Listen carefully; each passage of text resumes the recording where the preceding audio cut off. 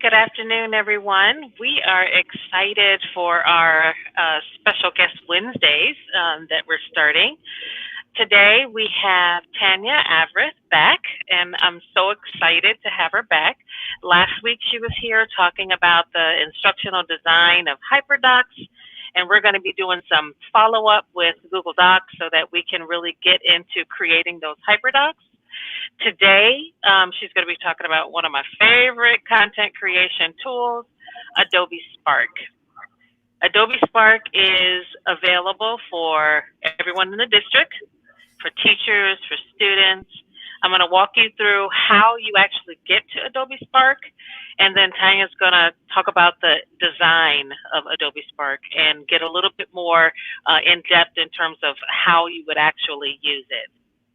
Before we do that, I just want to go into a couple of reminders in case you're new to our webinars. Everything that we do is recorded, and you can find the video, our previous recordings, this recording on our YouTube channel. Go ahead and subscribe below, the red subscribe button. Also, all of the handouts that we do, not handouts, but the presentations that we do and the links, you will find them on our website, edtechtraining.palmbeachschools.org. And on that website, under live stream resources, you'll find all the information from our webinars. We also have a calendar on there, and so that you can see what the upcoming webinars are. So I'm going to go ahead and just do a little intro into Adobe Spark so you know how to get there and know how your students get there. And then I'm going to turn it on over to Tanya. So on the district portal, for teachers and for students, Adobe Spark is a tile. So you would simply search for Adobe Spark.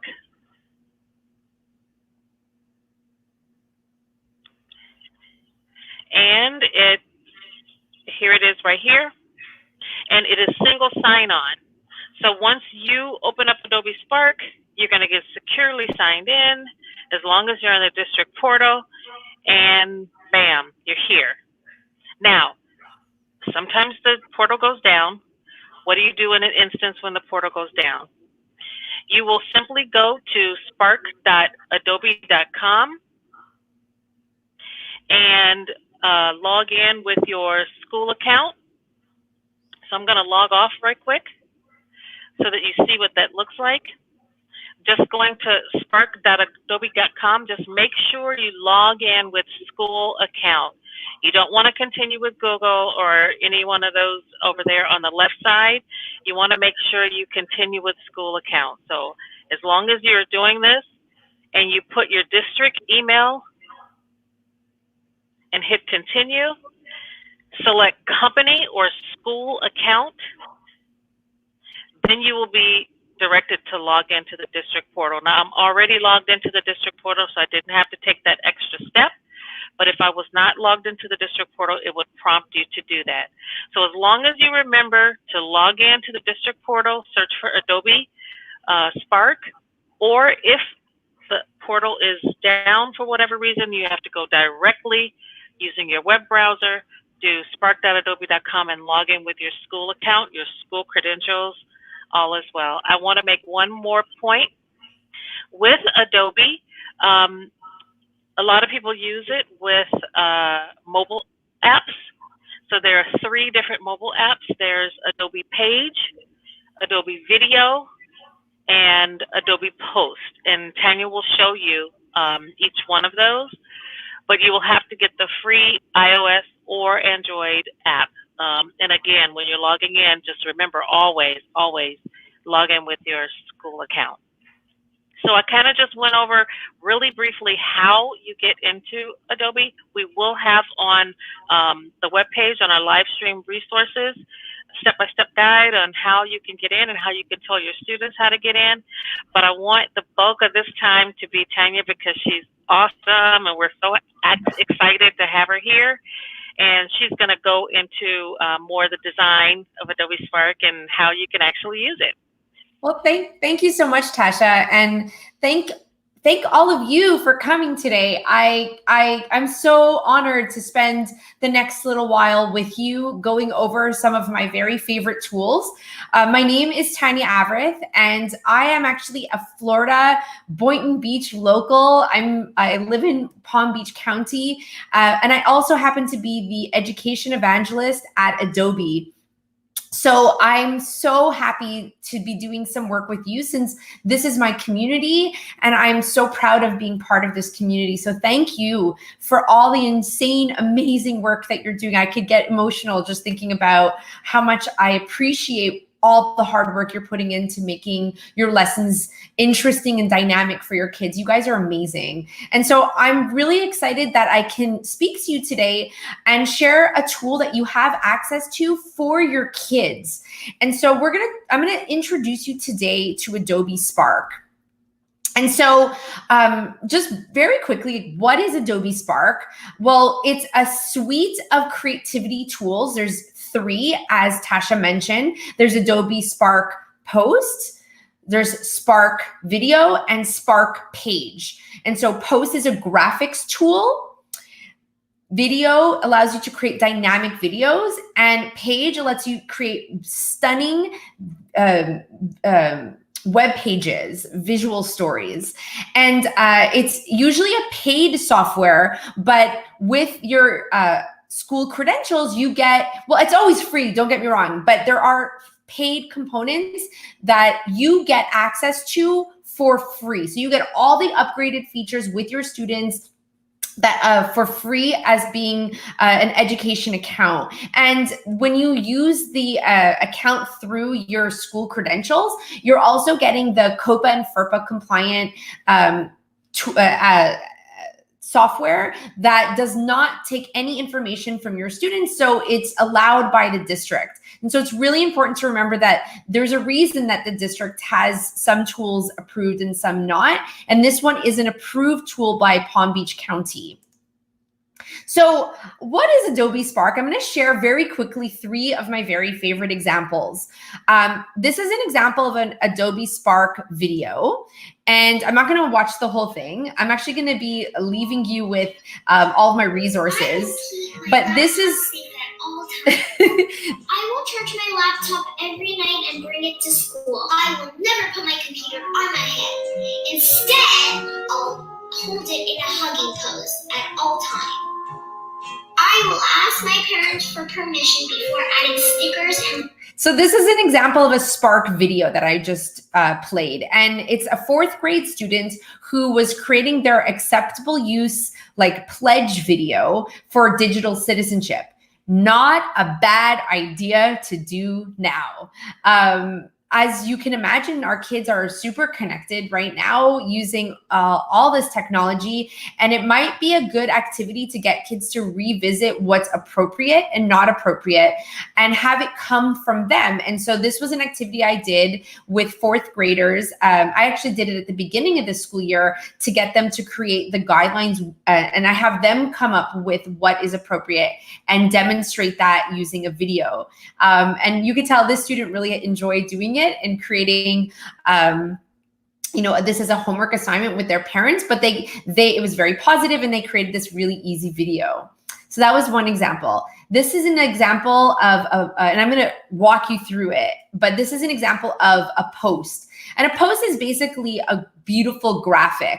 And one of the things that I will often do with posts in my class is I have students using them and pairing them with things called, they're called visible thinking routines. And it's, you can Google them, visible thinking routines. And they're just basically routines that you can use to help students in your class make their thinking visible and to show their understanding of things that they're learning. They're really great formative assessment strategies as well. And so in this case, I had students learning about, they were doing a book study on Romeo and Juliet. And so as a comprehension activity, I asked them to create a 6-word summary. And, I love this one. Teenagers have brief affair, 6 die. And it's a really great way to consolidate your understanding of a topic. So that's an example, and I'll be showing you how to create these, but that was an example of that. And then over here, I have just a little Jiffy, and this is actually, it's going through a page. And this was a student in 9th grade who was learning about poetry. And what she did is she created a visual poetry anthology using Page. And so she pulled out the different poems, some that she had created, some that she was curating, and created videos. And it was a multimedia tool that she was able to pull all those pieces together. So these are 3 of those tools that I'm going to be going over. So in this quick video webinar, I'm going to start with our welcome. I'm going to talk very briefly about use the pedagogy around Adobe Spark, something to be thinking about. And I'm going to do some demonstrations of post, video, and page. And I'm also going to leave you with some lessons that I've been using myself. I've been teaching a class over the last 3 weeks, and I've been pulling together some lessons that I'm sharing with you as well that you can use tomorrow with students. So very quickly, and I won't get into this too much, but I think it's really important to have a through line as we're having a conversation about the technology. So we always start with the learning first, right? The tool on its own is just a tool. It's how we're having it being paired with really good teaching strategies that often will drive how we use the technology. And so I co-authored a book with Holly Clark called The Google Infused Classroom. And in the book, we frame everything we do around this learning framework, because when we're using technology effectively, we will often see these 3 things happen. And they're so relevant now, especially as our students are home and we have to rethink the way that we're designing instruction so that we can learn how our students are learning through the technology we're using. And so the 3 things that I'll often have students or teachers think about as they're using the technology is 1, how it's helping your students make their thinking visible. So how are you gaining insight about where they are in their thinking process by allowing them an opportunity to talk through their understanding? So I know that this morning, Anne Cosma was on and she was talking about Flipgrid. That's another example of a great tool that allows students to talk through their thinking and make their thinking visible. And just like Flipgrid, you have a toolbox of tools. Adobe Spark allows students to do the same, allows them to articulate their understanding and talk through their thinking so that they can make their thinking visible. The second one is allowing students to have a voice. So allowing yourself to hear from every learner in your class, not just the first few that might be quicker, might be able to raise their hands the quickest, but allowing for kids to have time to process the information and be able to hear from every student in a way that makes sense to them. So that agency part is there as well. So sometimes some kids can articulate themselves better by typing. Sometimes they may be able to explain themselves by speaking. Maybe sometimes they draw something out and they are able to understand it in a more visual way and they can talk about their drawing. So it provides students with that agency to be heard. And the third is it allows students to share their work. And this is really powerful. When kids are able to see each other's work and share their work, they learn from each other. They're able to understand that their work is not just consolidated inside a little packet or inside an LMS that nobody sees. But when you're able to have kids then see each other's creations and share that, they're able to learn from each other. And that's really powerful. So where does Adobe Spark come in all this? And what is Adobe Spark? So there's 2 ways, as Tasha mentioned, that you can access Adobe Spark. One is you can access it through the web by going, as Tasha showed you, either through your portal, or you can go to spark.adobe.com and log in on the web version with your school account. And the other one is if you're using an iOS device, so I know a lot of schools in Palm Beach County have access to iPads, you would be able to access the tool by downloading one of the, all 3. You'd have to download those 3 separate apps. So there's Spark Post, Spark Video, and Spark Page. And they show up as 3 different apps in the web app store. Sorry, on the app store for iOS. And so I'm going to walk you through those 3 different tools. And I'm actually going to do some challenges with you so I can demo what they look like. So this is another example of a Spark post. I love this example as a way to create comics in a more engaging way.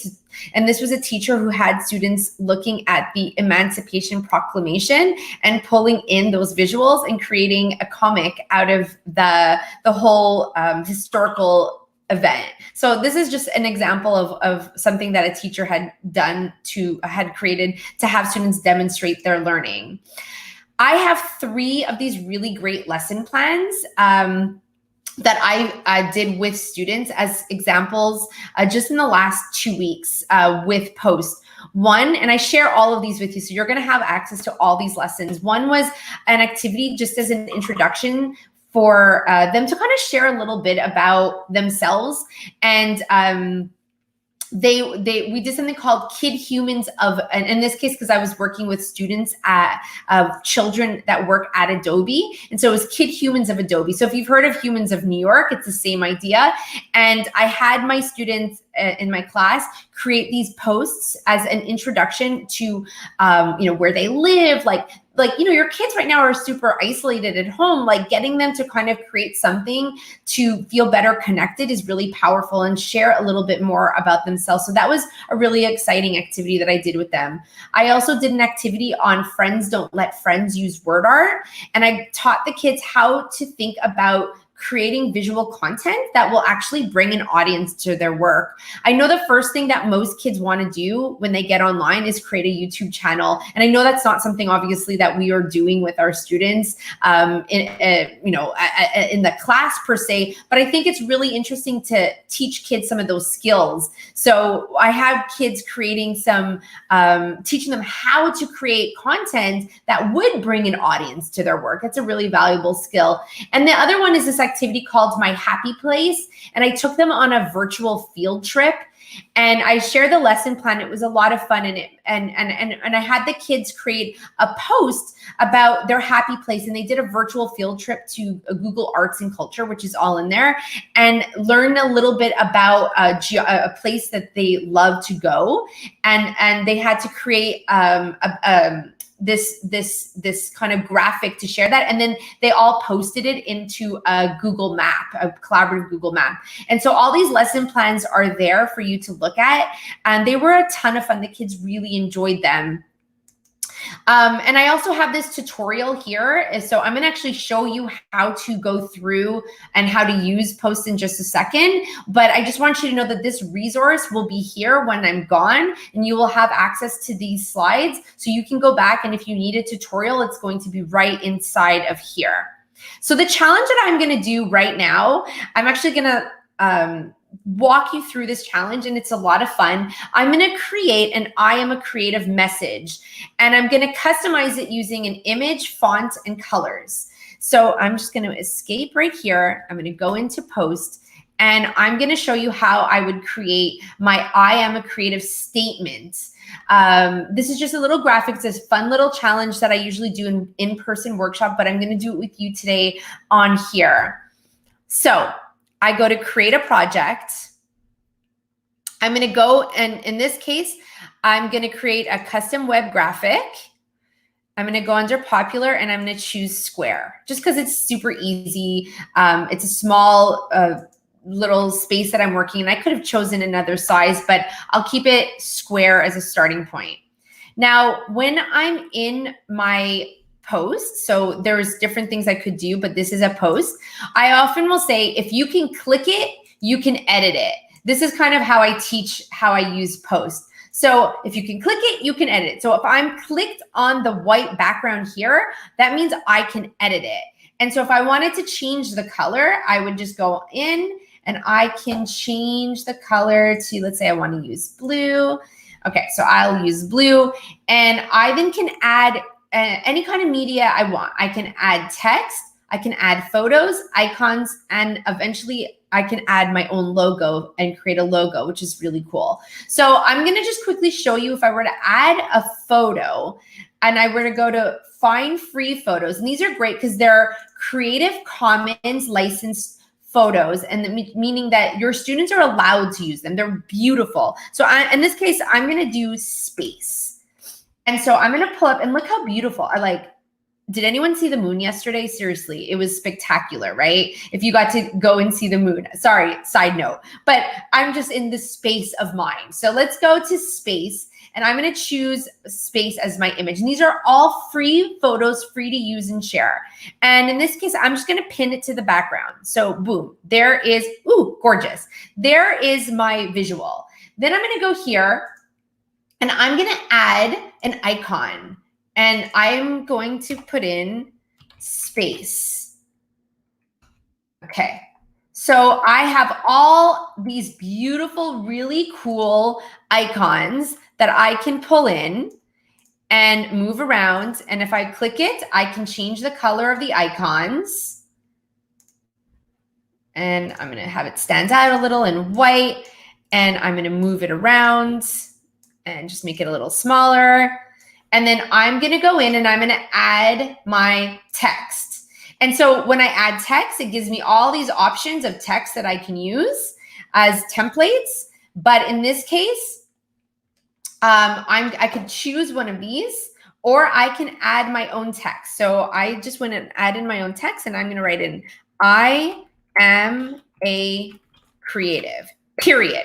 I am a creative. That's who we are. We are creatives. So it automatically gives me this like box, but I don't like that box. So I can go and change it. So there's this little box called, this little icon on the side, this little button that says style. So it has this little magic button that lets me go around and test out all these different variables, like all these different types of textiles.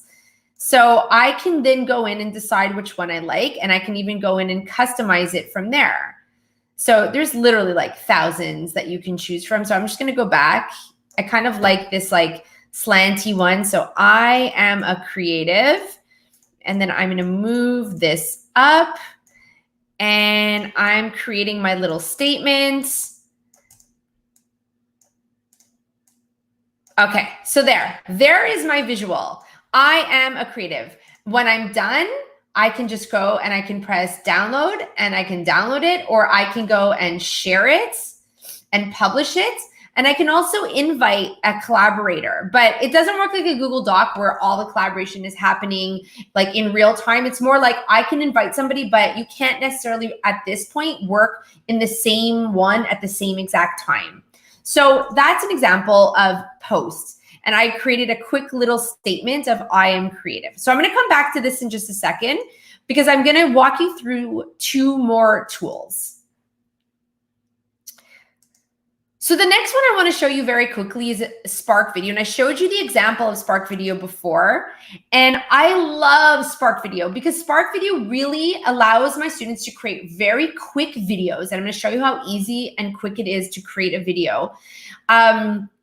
Like really quick, and allows my students to make their thinking visible, to add video components, and to kind of structure their thinking in a more of a cohesive way to be able to tell a more dynamic story. So this is one of my very favorite examples that I'm going to pull up in a second. And I know very often we have kids reading books, but how are students showing their understanding of those books, right?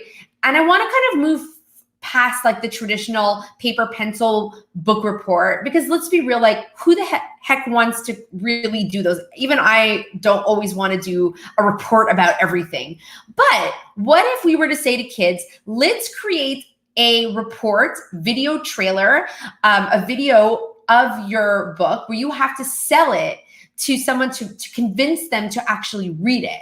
So it's more like, you know, like an Amazon review, but like of a book. So this is a great example, but here's the kicker. This is an example of one where the students could only use icons to explain the book without giving too much away. Now think about how hard that is. You actually have to really comprehend the book, and then you have to think about keywords that you would be using to pull the pieces together to create the story.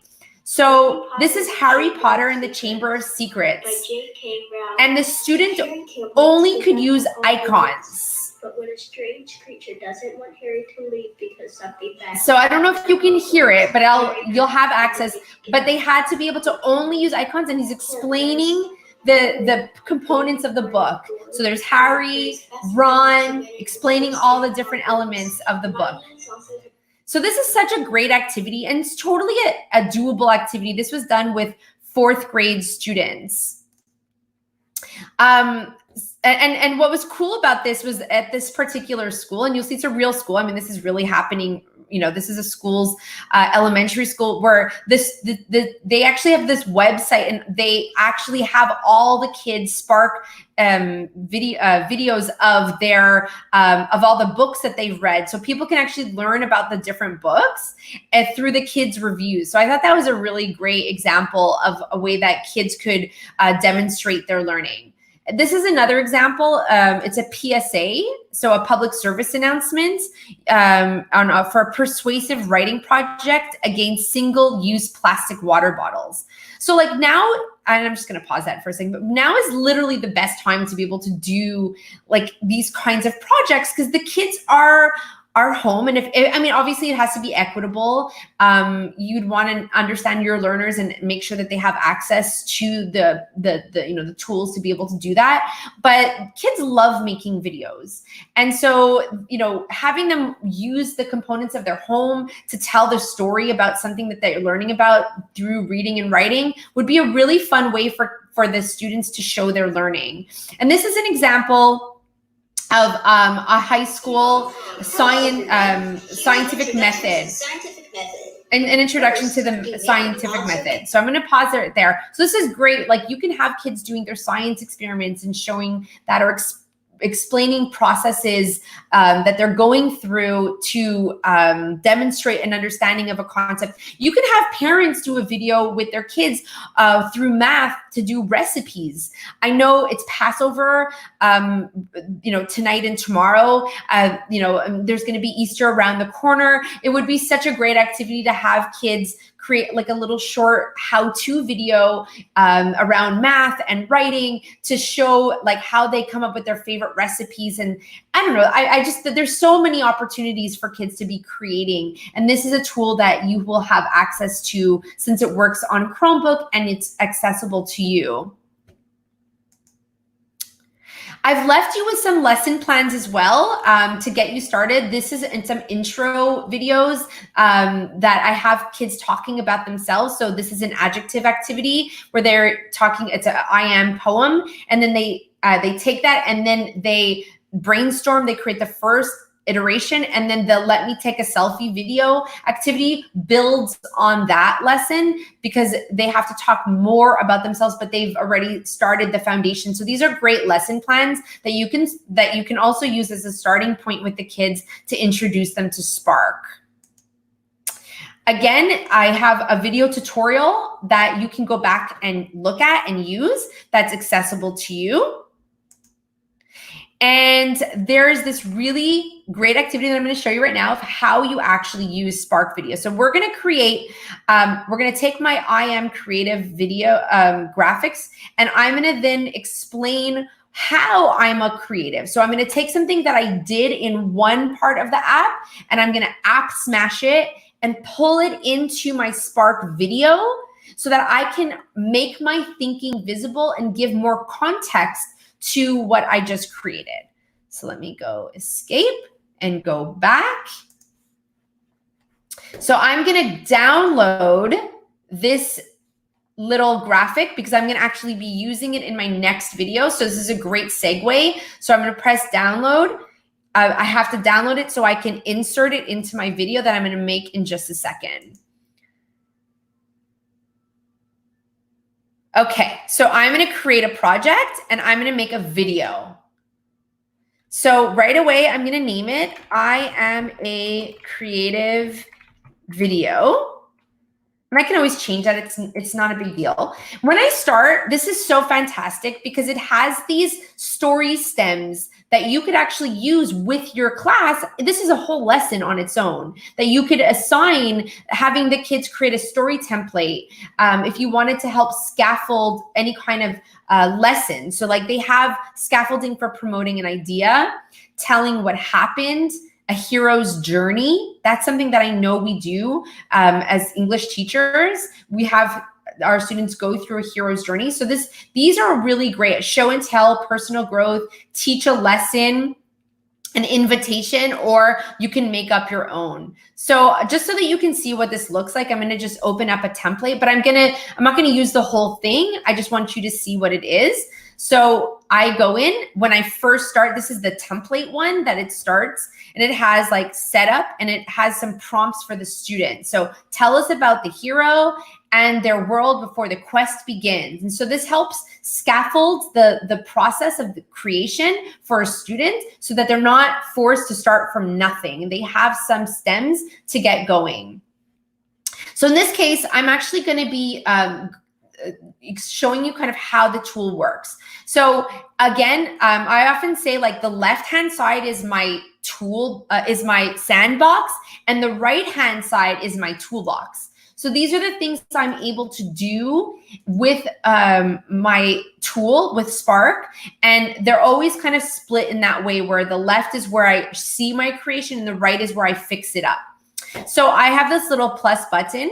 I'm able to insert up to 30 seconds of video per slide. I can loop the videos together if I wanted to, but for each slide, I'm able to go in, and if I wanted to, I can upload video from my computer up to 30 seconds. I can add text.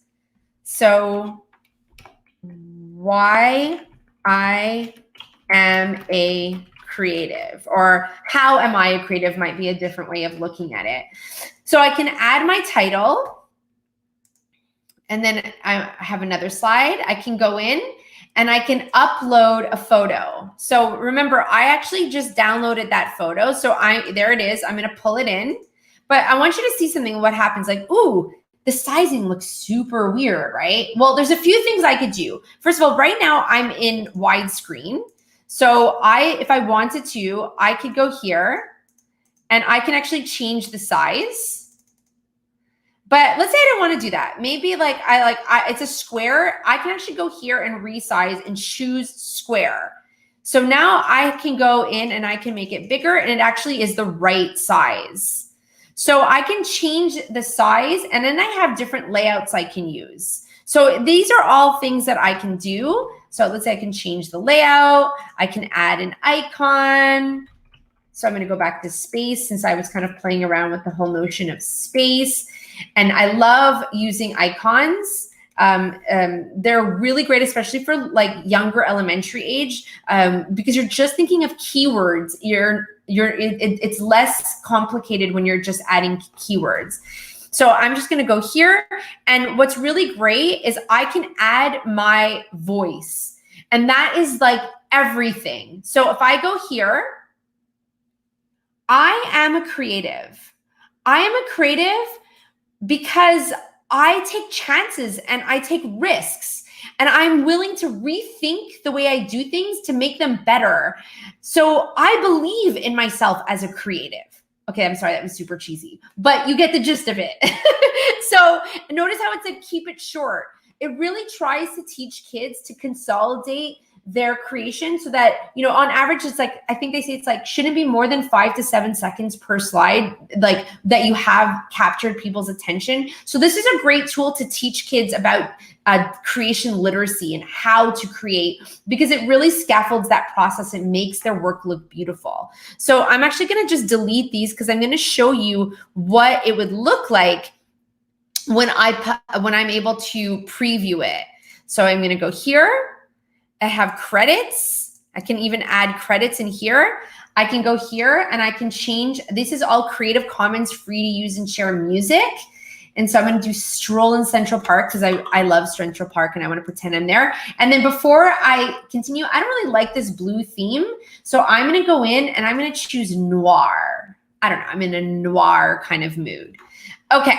So I'm going to go here and I'm going to do a quick little preview.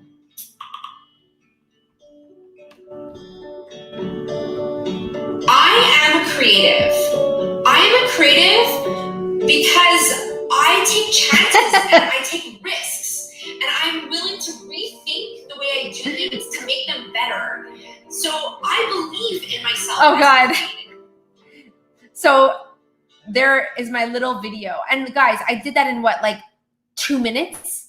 And it looks pretty good, right? It's not bad. I don't know. Tell me it looks okay, please.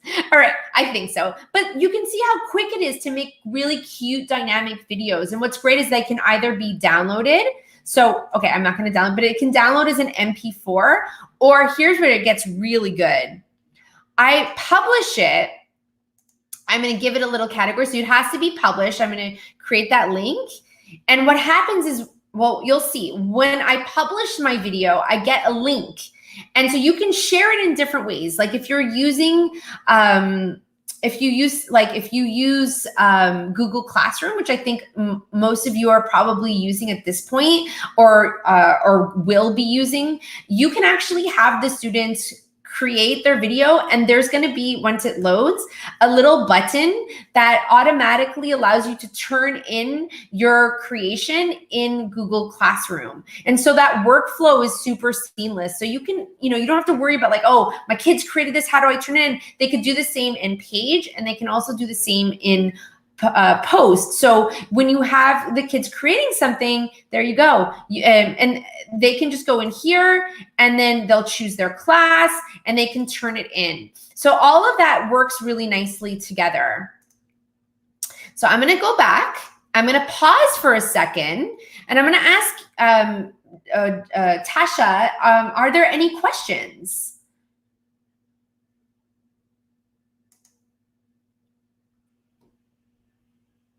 So we've had our EdTech team members in the chat answering questions while you were doing your presentation. So if you have, there's about a 10, 20-second lag in between our live performance or presentation and the comments. So if you have any questions, let's go ahead and here we go. From Michael. What's the recommended method to share hundreds of student posts in a gallery so students can view and look at the work of their peers? Oh, okay. Great question. That is such a good question. Michael, great question. Okay. So first of all, I love the idea of having kids share their work. I'm going to share with you an example of something that I use to have hundreds, literally, of students share their work. And it's a Padlet. And so Padlet is freemium. You can get 3 Padlets for free. So for example, let me pull in made my Padlets. Okay.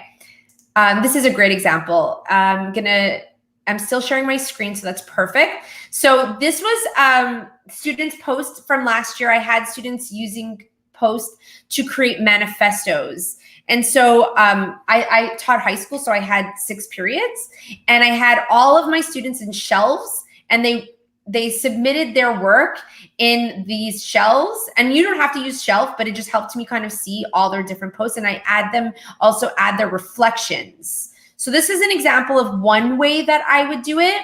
The other way that you can have students share their work is I love Wakelet, and you can create a collection and create a group collection, and then give them a code, and they can each put in their work. I mean, and if you get like super creative, you can also use like a Google site.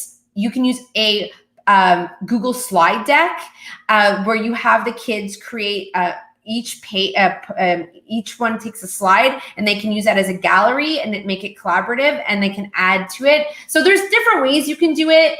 These are just a few. I hope that answered your question. Are there any other questions? So Ms. Lori is asking, can these work offline or only with Wi-Fi? So Spark does require an internet connection. Yeah. These are great questions. I was say that looks like all for now, the questions we have for now. So okay. Awesome. As they keep coming in, we'll get some more. You still have to cover Post or yeah, Page, I did. Right? I just wanted to double check on time. Yep. Awesome. We have about 5 more minutes. Okay, great. Awesome. All right. Okay. So I'm gonna kind of glance over right now Adobe Page, and I don't know if I'll have time to do a full-on demo, but I remember everything I'm showing you, I have tutorials for. So, you know, I'm showing you all this stuff. I have tutorials for everything that I just said recorded inside this presentation. So when you're getting started, you have nothing to worry about. Everything you need is in this presentation. So Adobe Page is really, Spark Page is absolutely stunning. I'm obsessed. I mean, if you are having kids write essays, this is such a great way for kids to publish their written work. Like, it's a modern take on a 5-paragraph essay. Have kids write their report and then add multimedia components to their creations. So I'm going to share 2 examples. This is Savannah. Savannah was my student last year. She's a brilliant artist. And so I had my students create personal narratives, which is a really fun activity for them to do to get to know them, but also like, who doesn't like you when you write about yourself, you really are able to give a lot more rich understanding of, you know, as a writing activity. And so what she did is she embedded her Spark video, and you'll be able to go in and look at this. But she shared she's an artist. So she was talking about herself and her journey as an artist, which I think is so powerful. And then she went in and she showed kind of that progression here, a little bit more detailed in the written part, and then showed her growth as an artist. So this was like using that kind of narrative piece where she wrote it, but showed it in a video, and then was able to kind of pull it into a multimedia presentation. This is an example from Savannah, and this is really a beautiful example. Savannah, her grandfather, or like step-grandfather, was a Christian man who lived in Amsterdam during the Holocaust. And he hid Jews in his basement with his family, which is wild. Like, what an incredible life to live. And so she went out and interviewed him. And I mean, she did like research, like it's a historical, she went in and learned about the history of Denmark during the Holocaust, and she curated these pictures. This is his family. She, like, imagine like the family now has this amazing artifact of their life as historical, you know, as a part of history. And she's also doing a ton of research, a ton of writing, and she loved doing this. Like, I'm telling you, she spent hours pulling this together. So she was so motivated because, like, when the kids create beautiful work, when they're given tools that will do justice to their work, they will create beautiful work. And so, you know, they know that someone, also when they know someone's going to see it, let's be real, if they're just writing something and they know it's totally bogus and only you're going to see it and it has no life, why do it? So like these were shared, but like, this was then shared with her family. Like, she was so proud of this work. So there was a lot of inquiry because it was a topic that was interesting to her as a writing piece, but it was also something that she was like, became super interested and intrigued and passionate about. And like, you can see she spent so much time researching his life. And then she went out and interviewed him and added that as an interview. Like, this makes me want to cry. And this is so exciting right now. You know, we don't have state testing this year. That is now a reality that we're living in. So there's this ability to really showcase inquiry and get kids creating in a way that like we never, you know, usually have the opportunity to do. And like, we all know as educators that like that test is not for our kids, it's for other people. So we have the opportunity to dive in and do some really innovative teaching with our students right now. We have the ability to get them to create content, to show their learning, to learn about things that they're super interested in, and to show their learning in a way that's really compelling. And so I'm actually gonna come back, you know, I'm gonna stop sharing in just a moment, but like, I think now is such a great time to really get kids to create and to publish their work and share their experiences. And nothing is more therapeutic. And I'm gonna just I'm gonna just exit and come back to you right now. But nothing is more therapeutic than being able to talk through your thinking and to be able to show your learning, but also to be able to create. And this is a stressful time for everybody. You know, I always start off any meeting I have right now asking anyone that I'm talking to, like, how are you feeling? How are you doing? Because people are worried, and parents, I know right now are super stressed. A lot of families are losing their jobs. We're isolated in our homes. And so now is such a great opportunity to get kids to be able to articulate their learning and create and share their thinking and do their, and I hate to give some justice and to their creations. Like, let them do something that's beautiful, that means something to them, because now is the time to do that. And I think that not just because I work there, I've been using Spark for 3 years. I was a beta school before. I'm fresh out of the classroom. I was teaching until July, full-time high school in Broward. So this is really therapeutic for kids. Let them go out and make stuff. Okay, I will be done with that. Yeah, no, you're absolutely right. It's all about giving them a choice and giving them a voice, because, like you said, this is a different learning environment. This is a different structure, and so it asks us all to embrace a different way of learning. Thank you so much. I really appreciate it. Really appreciate it. It looks like there's a question. Sure, I'm happy to take a few moments to. Let's see. This one, create content. Yes, absolutely. Create content, take ownership, and share it. Yes, that is absolutely right. Absolutely right. Do we have something similar to Disco Library in Flipgrid where we had all those lesson plans? Well, actually, I don't know. Maybe you want to talk about it. Yes, absolutely. I can pull it up. Yeah, that would be great. So there is a resource called edX.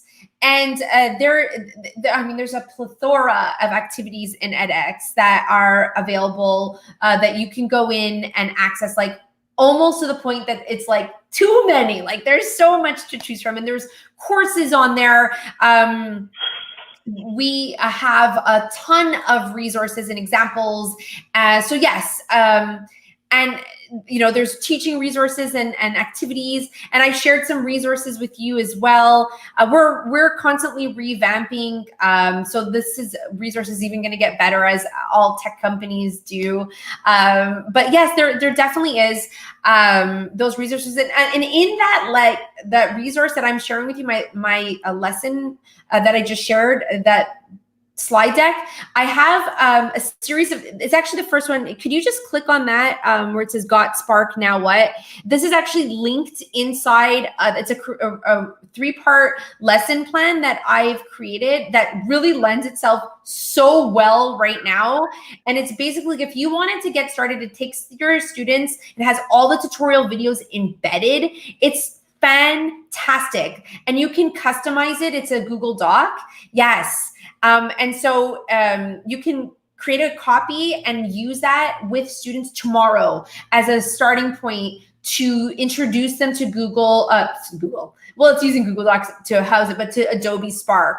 And so it walks you through post, video, and page, and it walks the students with tutorial videos on how to create all the different pieces to pull them together into a portfolio. So this is actually a great lesson as a starting point that I would highly recommend you, and even for you, to go through, because all the tutorials are like right there. So you can, like, some of the user interface has changed a little since I made the videos, but you have the videos in there that we're showing you right there. And so they're all in there to have a look at.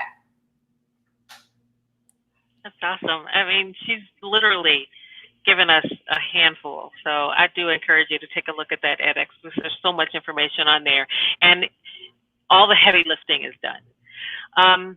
I really, really, really want to thank Tanya for being here.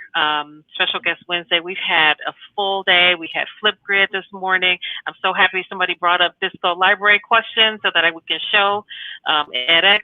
Monday, we're going to be talking about Jamboard, just another tool for student expression and giving your students a voice. Friday, we're talking about Google Docs and forms and sheets and slides.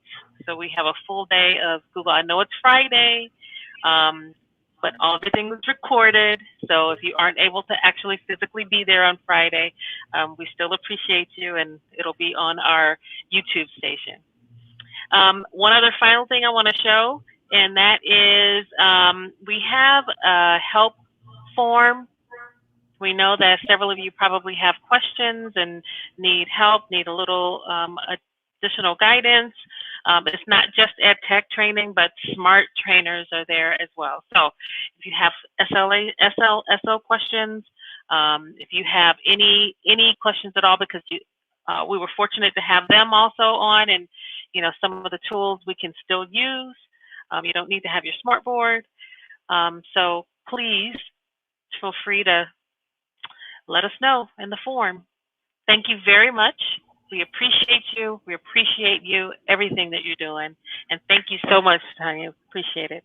Oh my God, thank you for having me on, and thank you to you awesome teachers. And guys, you don't have to do this tomorrow. We're learning. This could be something that you introduce in a few weeks. I recognize how hard you're working and how stressful this environment is. So none of us expect you to take all these tools tomorrow and use them.